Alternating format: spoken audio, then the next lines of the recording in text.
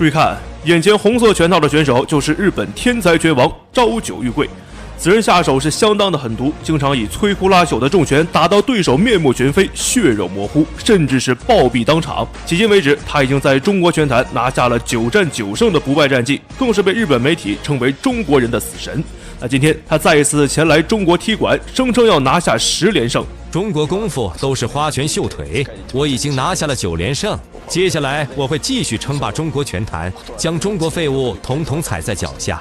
谁要是能打赢我，我就将这些年在中国的收入全部捐出。那面对如此嚣张的小日本子，我们的中国猛将朱帅霸气应战，林红树10拳打到对手狗血淋头，大快人心。那好的，现在比赛已经正式开始。那这一场是非常精彩的中日大战。那场上白色拳套红方选手就是我们的朱帅，另一边蓝方选手黑色拳套就是日本的朝九玉贵。那我们看到这个朝九玉贵还染了一头小黄毛啊，看起来非常的扎眼，应该是想让方便咱们的朱帅去瞄准。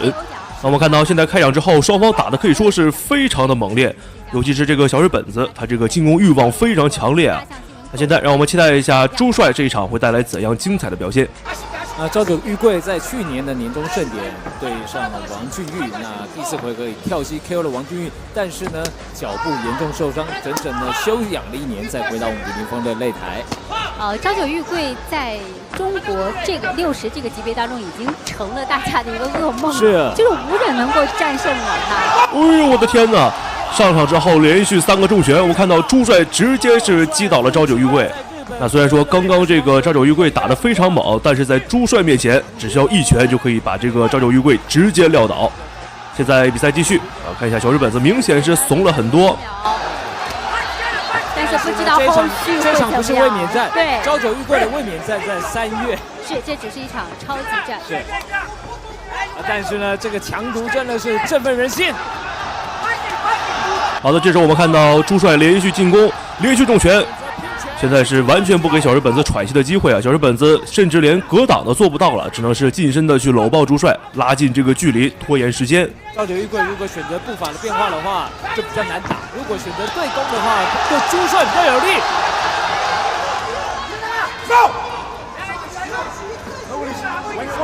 现在朝九玉贵的这个脑袋还是非常清楚的，是一直在瞄他老爸，他老爸一直下指令。过去他老爸第1回合是不会下指令的，现在呢没办法，被朱帅打倒之后，对，紧张了，不得不下指令。其实朝九玉贵的老爸对朱帅有一个评语，就第1回合就能 KO 了这个日本最厉害的普部公野，他觉得非常了不起啊。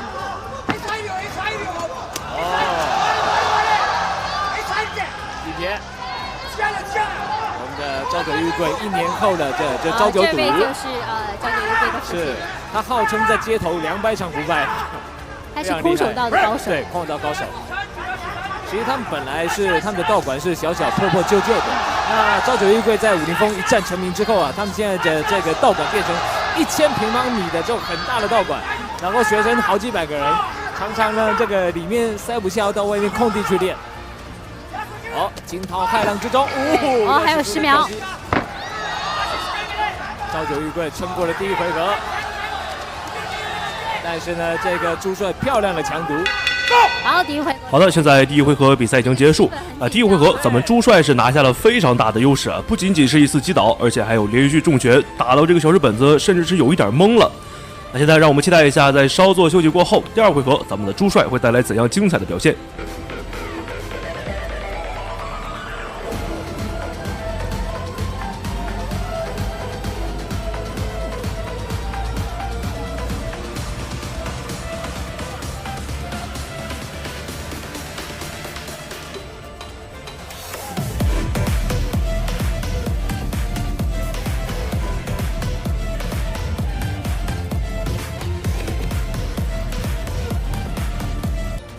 那好的，现在我们来到了第2回合。那这回合看一下朱帅会采取什么样的打法。我看到这个小日本子上来之后依旧是频繁的进攻不长记性啊。而且这个小日本子非常的喜欢用腿法，因为这个日本的跆拳道主攻腿法。但是今天他遇到了咱们的河南腿王朱帅，那在朱帅面前，所有的腿法基本上都可以算得上是花拳绣腿了。好的，我看到朱帅又是一记重拳，小日本子现在被吃到的拳头非常多呀。对战斗艺术的一个较量，就从这个朱帅所带的辽宁创新来讲，我也有跟他的教练张涛聊过。之前的话，他们就是对阵外国的高手的时候，他们首先想做的是要防守，怎么样防？现在不是这样，他们会针对这个对阵的对手做研究，然后做出这个比较详细的一个作战计划。其实张涛啊，他对于朝九的分析也非常清楚。为什么过去中方选手打不赢这个朝九玉贵，就是因为朝九玉贵节奏很快，会把中方选手带乱。再来呢，朝九脚步快，这个中方要控制距离做连续击打都很难。那另外呢，这个朝九的腿法的击中效果比较好，所以会引起裁判的青睐。那以上呢，这几点都已经被朱帅给破解了。对，因为他们团队做了这个比较细致的研究。是。来，那当然了，这个朝九。那我们看到现在朱帅的打法，这个节奏掌握得非常好啊。这个朝九玉贵只要是去护住自己的狗脑袋，那么朱帅马上就是一个顶膝，去打这个小日本子腹部的位置。确实，这个打法的思路非常的清晰啊。其实呢，他们要去练气，除了在山上打坐之外呢，他们回家要在浴缸里面潜水闭气，然后还要做这个强烈的冲刺跑。来练他无氧的能力，所以现在能够顶住这个朱帅的攻击。再来，朱帅现在仍然是表现得非常的出色。然后注意啊，我们的朝九玉贵会左右换架，而且呢，他们最近他的弟弟朝九太阳刚刚用这个3日月簇 KO 了日本选手，所以他们这个家族也是会这个秘密的绝招了，点穴的绝招，用这个脚趾头那一块来点你。对。刚刚王鹏飞没用出来，王鹏飞一直想学这一招3日月簇。那我们看到目前这个朝九玉贵的搂抱次数明显增多了啊，完全不和朱帅去拼拳了。只要是双方开始换拳之后，马上就去搂抱。因为这时候我们看到这个小日本子没有抱上啊，朱帅连续重拳啊，像在这个打鼓一样去敲这个朝九玉贵的脑袋，我看的可以说是非常解气了。擂台会失去这种擂台上的感觉。原先去年11月 K1 有找他去比赛，那他老爸是担心我们年终盛典会影响到这个，万一受伤会影响。好的，现在第2回合比赛已经结束，那这回合双方其实并没有拉开太大的差距啊，因为这个小日本子打法非常恶心，一直在去搂抱咱们的朱帅。那让我们期待一下第3回合，咱们的朱帅会带来怎样精彩的表现。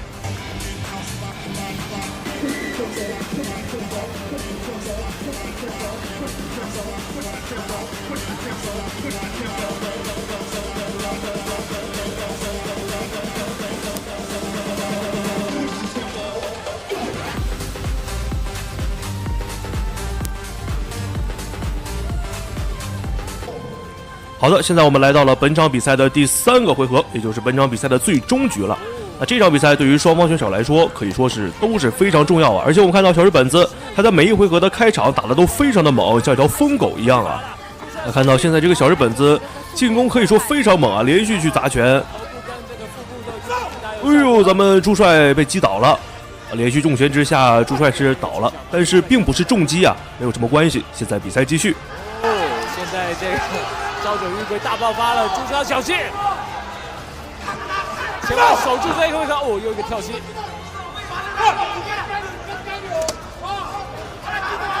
哇！那我们明显可以看得到，这个朝九玉贵在最后一个回合是拼尽了全力啊，因为前2个回合他是处在一个劣势，完全被朱帅压着打啊。这回合小日本子拼尽全力，看一下朱帅该去如何应对。是朝九抢到你的背后了，再来哦，接腿，好，又抢背了，你看。但是裁判还是会这个提示朱帅啊，不要把背给对手。对的。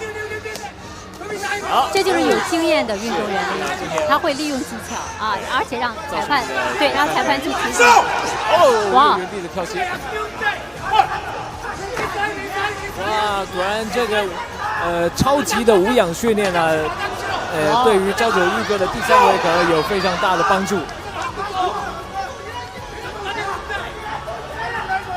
而且这个朝九家族啊，他们在整个整个战斗的意识啊，他相当的强调，在日本的原话就是训练瞬间的一个认识跟闪念，就是一个闪电之间的一个念头。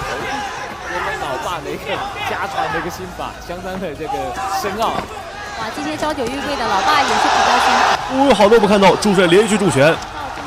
双方开始拼拳，但是小日本子明显快要招架不住了。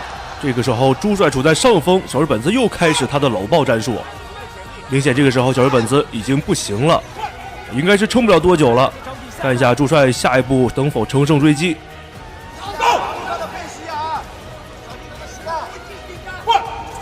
至于朝九玉贵的这个日本站就是3月28号。另外呢，有一条70公斤级的这个腰带穆瑟夫呢，因为是去年5月产生的，所以规定1年之内要打卫冕战，所以会安排在今年6月之前会打掉。这也是之前观众在问的，特别跟观众说明一下。好，回到场上来，再来，说一下，还有10秒。对，朝九的拳法比较粗，但是呢，他拳里面夹着膝法，不好对付。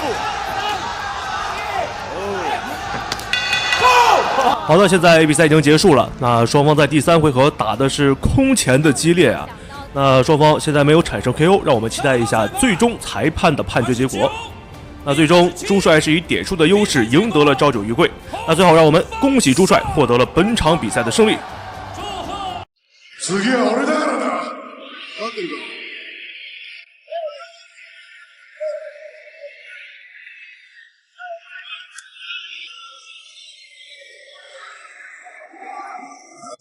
哎呀，这是什么造型啊？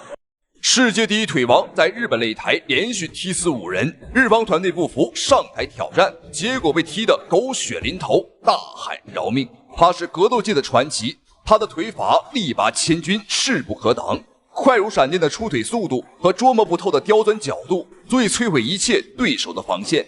拳迷这样评价他的腿法：右腿医院，左腿坟墓。他就是享誉世界第一腿王的克罗地亚战警米尔科·菲利普维奇。从克罗地亚反恐队员到名声赫赫的格斗大师，凭借黄金左腿，他叱咤风云，横扫武林。可偏偏有不要命的日本人不信邪，非要向他发起挑战。而挑战他的正是日本柔术界的天才，2008年柔术金牌选手石井惠。在双方的一番战当中，石井惠始终处于优势，但是意想不到的一幕发生了。克罗地亚战警一记下位的肘击，直接打裂了对方的眉骨，对手瞬间狗血淋头，头部伤口犹如刀劈。由于伤势过于严重，最终医疗人员强行终止了比赛，最终石井惠输掉了双方的一番战。然而输掉比赛的石井惠并不服气，他认为这一次并不是自己实力不行，而是自己运气不好。如果再打一次，他绝对会终结菲利普维奇的连胜。所以时隔6个月，他再次向克罗地亚战警菲利普维奇发起了挑战。好，观众朋友们，双方的二番战马上开始。这是克罗地亚战警菲利普维奇和这个日本选手柔术大师石井惠的二番战。在一番战时，克罗地亚战警一记肘击直接打穿了对方的眉心让对方的是眉骨大开，鲜血直流。没有想到时隔6个月，这个不服气的石井惠再一次向克罗地亚战警菲利普维奇发起了挑战。看来对方呢还真就是记吃不记打。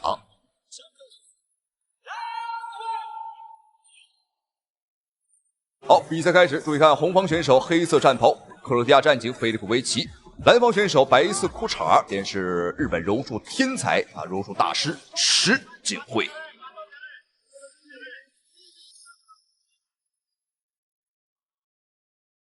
大家不要看这个石井惠长得是像个糙汉看起来不太聪明的样子，但他呢是一个奥运金牌级别的柔术大师，并在08年我们中国的奥运会上拿到过金牌。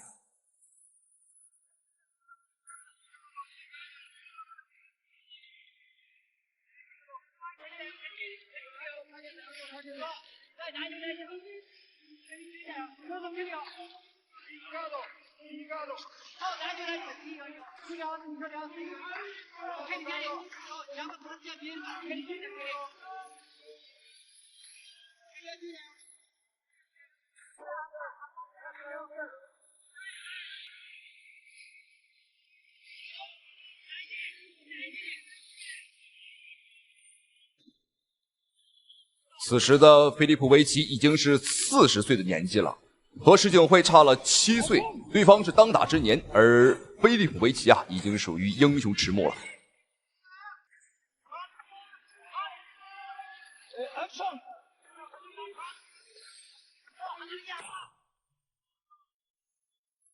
还是和一番战一个情况，我们发现石井会呢根本压制不住菲利普维奇。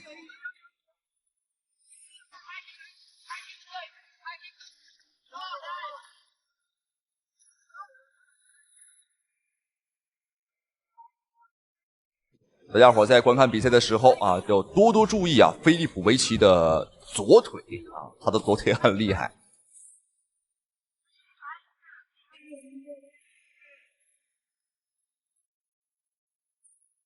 在世界拳坛流传着菲利普维奇的传说：右腿医院，左腿坟墓。意思就是说呢，你被他的右腿踢中啊，你可能会进医院啊去抢救，而左腿爆头，那基本上你就准备好遗嘱就可以了。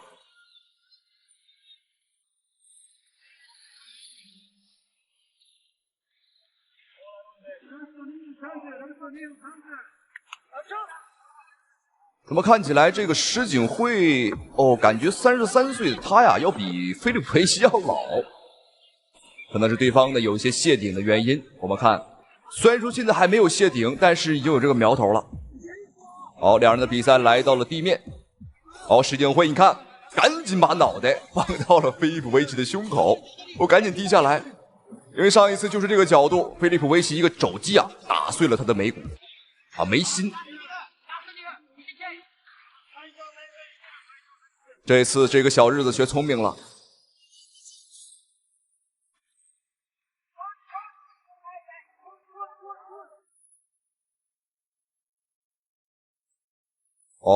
对手有戳眼的行为，而菲利普维奇表示没事儿。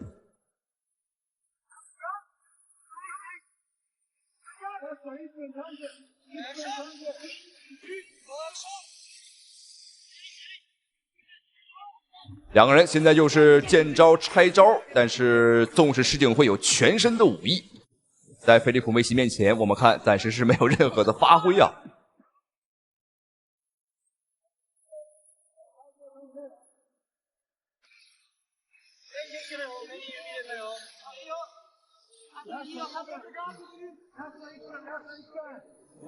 注意看石井会开始耍一些阴险手段，抠眼睛、捂嘴巴。我们注意看他的左手，肘击。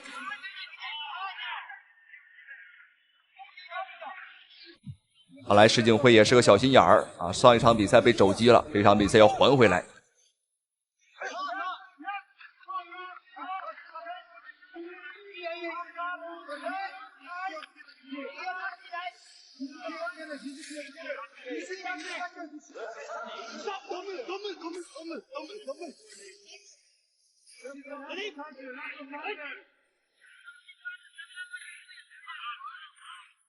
33岁的石井会竟然压制不住40岁的菲利普维奇。观众朋友们，您说这是日本选手太弱呢，还是克罗地亚战警实力太强呢？我个人更倾向于这个菲利普维奇更强一些。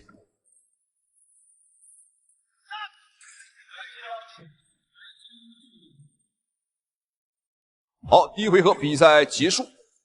这次来复仇的石井会呢，可谓是来势汹汹啊。但是和上一场比赛同样的结果，就是他呢压制不住菲利普维奇。所以说，纵使他的地面实力柔术再强，也无处施展。好，不要少说，看下双方选手第二回合的精彩表现。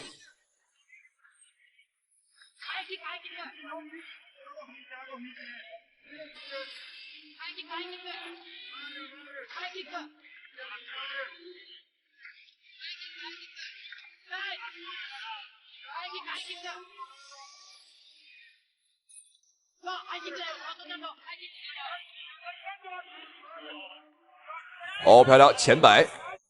拳法上看起来呢，还是菲利普维奇要更好一些。这个石井会就像一个傻帽，对方只会搂搂抱抱，拳法、腿法这一块呢，他其实的确是不行。最起码在克罗地亚战警啊菲利普维奇面前不待见。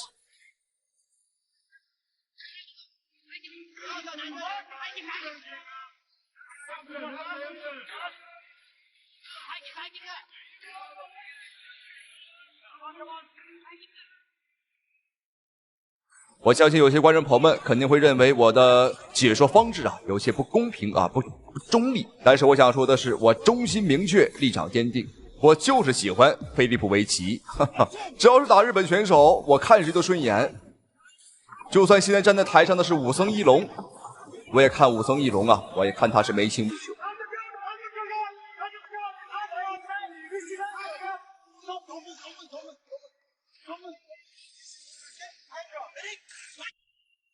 好，石井辉再一次把比赛拖入到了地面，又到了他所擅长的一个领域。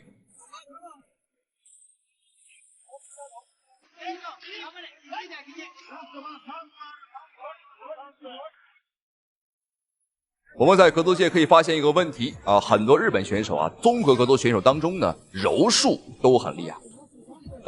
有些观众朋友要问了，这个到底是为什么呢？没有错啊，主要原因啊是日本人太矮，拳法腿法呢没有办法得到精进，所以说呢，在另一项柔术和缠斗上啊下了功夫。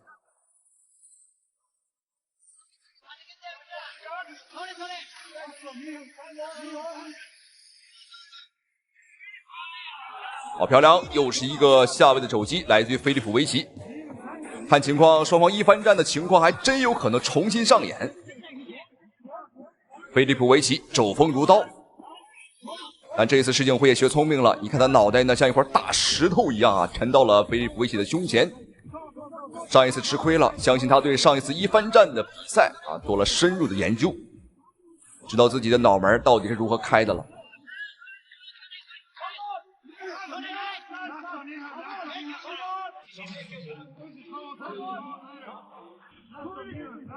我们看石井辉现在脑袋低的是非常的低，我相信他给他过世的爷爷磕头的时候啊都没这么低。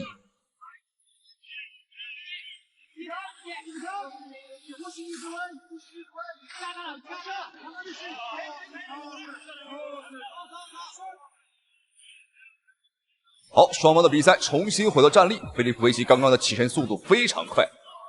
看来菲利普维奇现在已经是迫不及待的想要回到站立和对方呢较量一番了。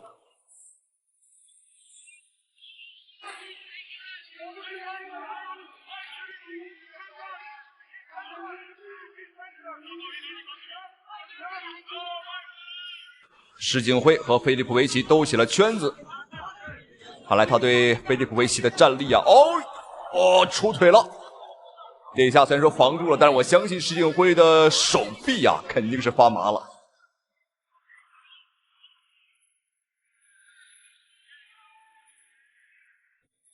再一次的龙边对局，石井辉来限制菲利普维奇的进攻。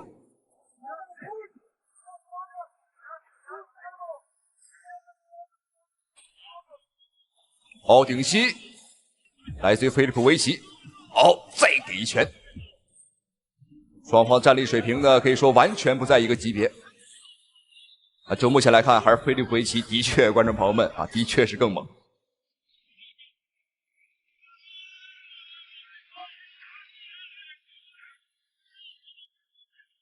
注意看时间，第二回合还有最后的30秒。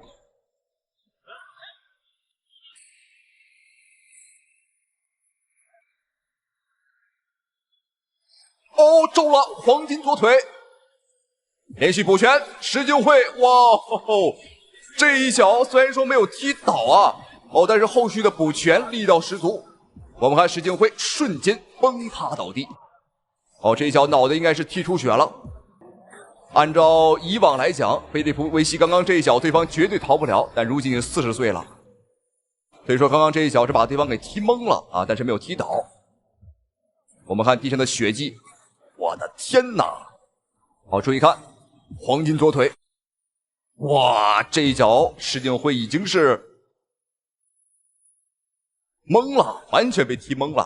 好，再次恭喜克罗地亚战警菲利普维奇，我让我们致敬传奇。好了，咱们下期视频再见。接着压后手，两个要逼过内围，漂亮啊！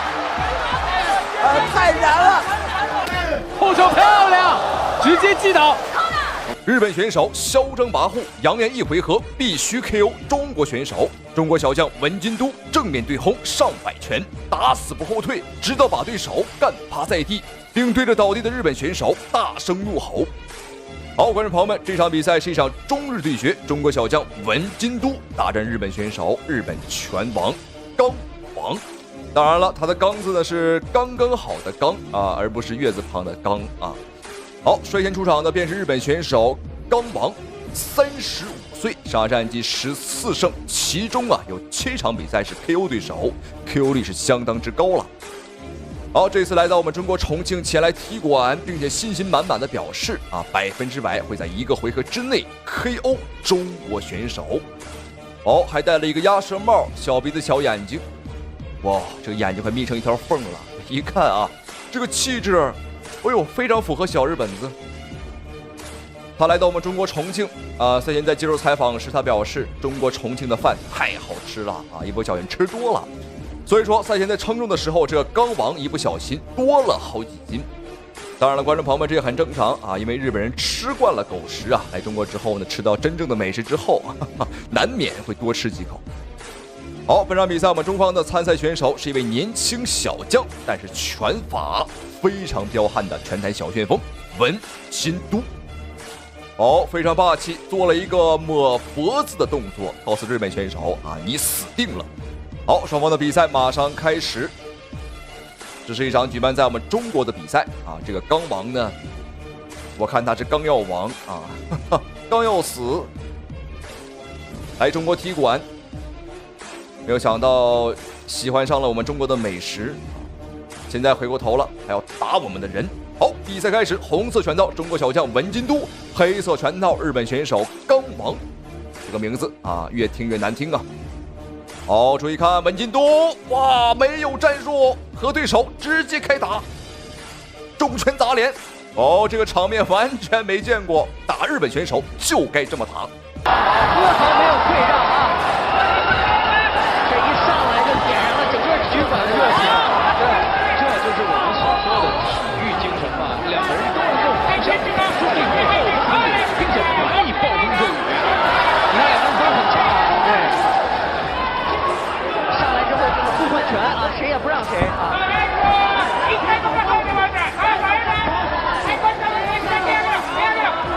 经过一波火拼，文金都现在是放慢了节奏，但是依然不放弃呢，死死的紧咬着这个日本选手。的确，这个比赛是我见过中日对抗赛刚一开局打得最猛的、最狠的比赛了。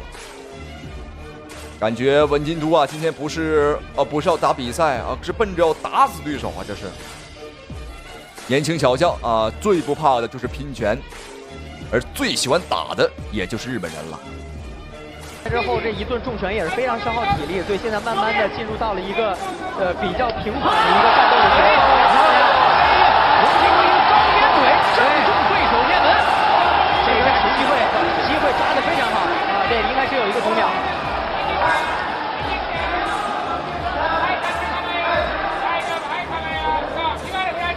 本场比赛的第一次读秒已经出现，刚王难道真的要亡了吗？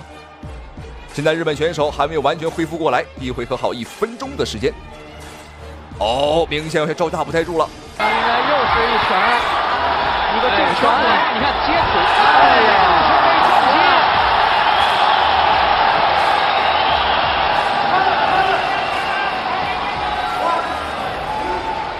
不到10秒钟，又一次读秒。我们看这个小杂毛刚王还能不能挺住？还能站起来吗？对手还真站起来了，还真能打。但注意时间还有40秒，文金都非常充足。还是我们想看的。我们看看两个人在这一回合的后半阶段，你看连续2次又是换拳，一击之后还是对方文金都后来换拳，并且比赛结束了，这是我们比赛。比赛彻底结束。这是根据比赛规则，我们看日本选手虽然说还能打，还能站起来，但是根据我们赛事方的比赛规则呢，如果1个回合之内如果3次读秒，那么会直接判负。太精彩了！文金都也很给力，这位年轻的小将给这个刚王上一课，太精彩了。好，再来看一遍精彩回放。哦，这都不是拳法了，这是一个大拐啊，拐了对方一下。这是谁教的招式？这属于奇招啊，观众朋友们。好，再次恭喜文金都，同时非常感谢屏幕前您的收看与支持，咱们下期视频再见。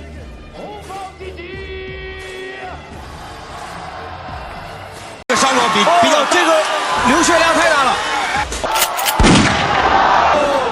提到了颈部，这也是中国的拳打冠军，所以他的快手是他的主要的攻击武器，连续射帅。中国女子铁腿王穿300斤铁鞋，苦练腿法，一脚下去踢断老外5根肋骨，瞬间疼到趴地不起。好，观众朋友们，率先出场的选手便是来自于我们中国的3打1节女子铁腿王鄂美蝶。2008年到2019年全国散打锦标赛冠军，2008年世界武术散打锦标赛冠军，2012年亚运会散打冠军，并且还是我们中国当今最强女保镖啊，实力非常的强劲。曾穿着一双300斤的铁鞋苦练腿法，人送外号女子铁腿王。好，这场比赛鄂美蝶的对手来自于罗马尼亚的拳坛女皇科丽娜。如今已经27岁，是一位久经沙场的拳坛老将啊！这一次来到我们中国踢馆，他可谓是野心勃勃，相当的猖獗。在登场之前，他便表示中国选手如果不想死，就赶紧滚下来认输，否则他会像杀鸡一般杀掉中国选手。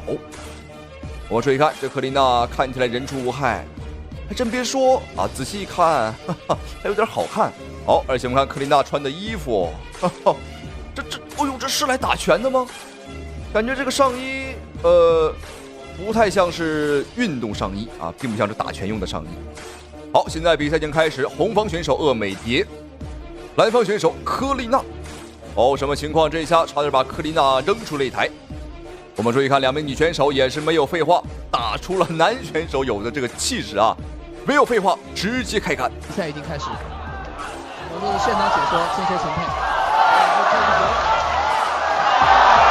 比赛一开始就很激烈。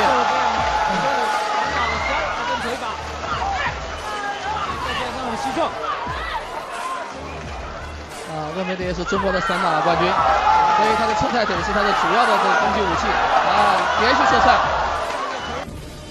看来今天这场比赛，鄂美蝶呢是有些生气的。比赛刚一开始，便把自己的拿手好戏铁腿神功啊，直接掏了出来。目前来看，这个科丽娜的确是有一些招架不太住，如同脱缰野马。鄂美蝶的这个进攻，而且我们注意看，鄂美蝶今天的这个发型啊，也的确像一匹野马。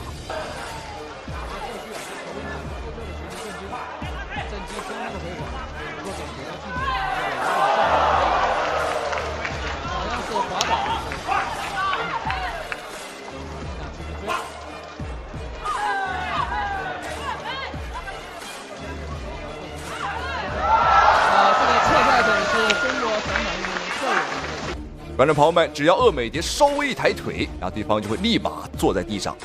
作为散打大满贯选手，那鄂美蝶的话，她的腿法啊，哎呦，拳法也很有劲儿。但是科丽娜呢，别看她长得个不高啊，胳膊也不是很长，但是韧劲儿啊的确不错。要知道鄂美蝶的腿法可是穿着100斤铁鞋练出来的，你没有听错啊，上100斤铁鞋。上午2小时，中午2小时，晚上2小时啊，365天，每年日复一日，年复一年，雷打不动，才练成了这双铁腿。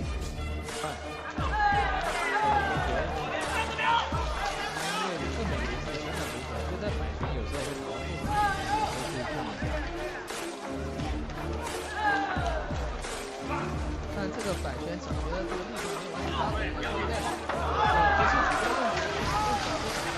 发挥，力没有发挥，对，要刚开始可以上起，因为这个头部没有压到，让这个男方选手把头移开了。但是鄂美蝶的侧。好，第一回合比赛结束啊，观众朋友们，您觉得鄂美蝶的腿法如何呢？啊，反正我觉得是非常的不错啊。在第一回合便给这个科丽娜来了一个下马威，让对方尝试到了我们中国女子铁腿王的威力。赛前对方表示说啊，会像杀鸡一般拿下中国选手，但结果自己却成了小鸡仔儿。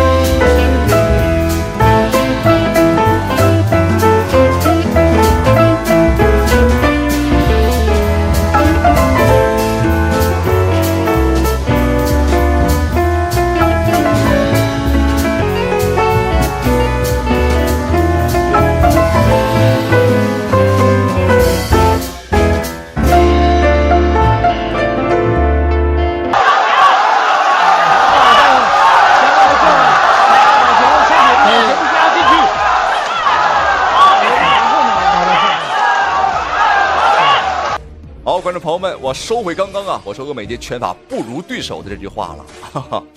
那么刚刚鄂美蝶是狂轰滥炸这个科丽娜，但是对手的抗击打能力和韧劲儿啊，观众朋友们太恐怖了，根本打不动。好，注意看第一回合最后的10秒钟，我感觉对方科丽娜呢是摇摇欲坠，随时都会倒地，但就是不倒。鄂美蝶要做吸重的时候啊，应该在往下用力拉一点，才有威力。好，双方最后一个回合的比赛马上开打，看一下鄂美蝶在这一回合能否 KO 对手。好，我们注意看克琳娜的这个小胸衣啊，这个标签儿，注意看后背啊，这标签都出来了。对方有可能不是来打拳的啊，是来炫耀身材的。哦，这一拳打对斜晃，后摆前直，再来大摆拳。我们看鄂美蝶的拳头抡飞了，都快抡冒烟了，观众朋友们。哦，但是克琳娜就像个不倒翁一样，就是不倒，甚至还和鄂美蝶打起了阵地战。天哪，对手的这个韧劲儿和抗击打能力太强了。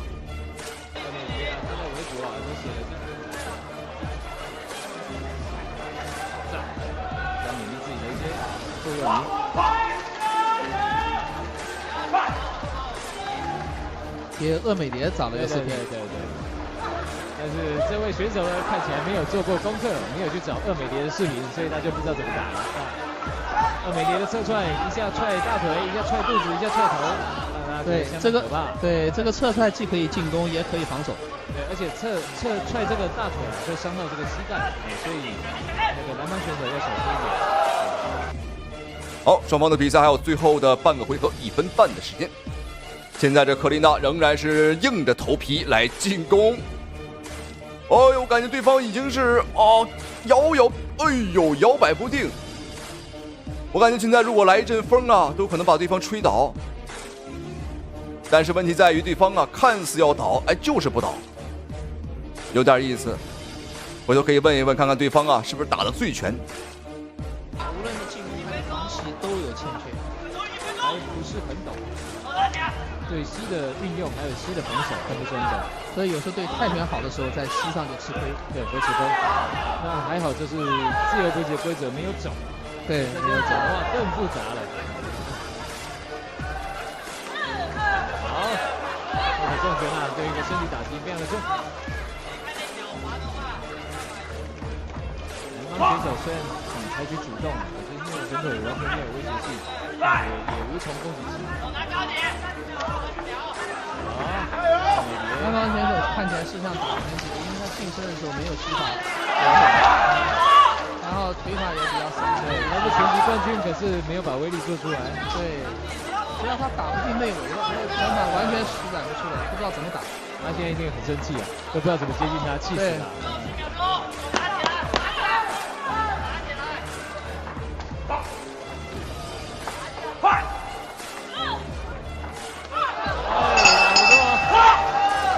好，比赛结束了，应该说赢得了比赛。是的。好，观众朋友们，比赛终于结束，这场3回合的大战，鄂美蝶和这个罗马尼亚的悍将啊，大战了3个回合。虽然说没有产生 KO， 但是鄂美蝶的表现已经非常出色了啊，连续的铁腿进攻啊，我觉得对方的肋骨肯定是不保了。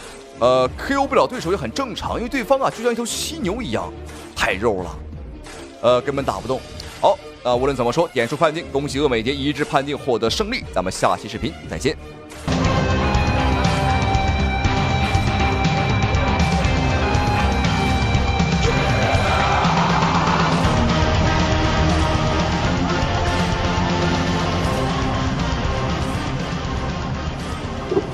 本场比赛经过裁判裁定，3名裁判一致判定30比27，比赛结果后方胜 ，and the winner is our fighter 鄂美蝶。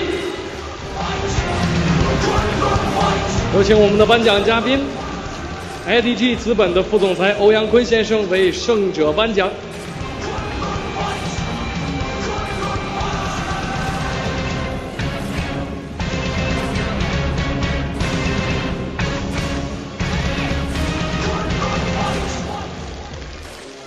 好的，祝贺获胜的美蝶第1场昆仑决的胜利，也感谢我们的颁奖嘉宾，谢谢。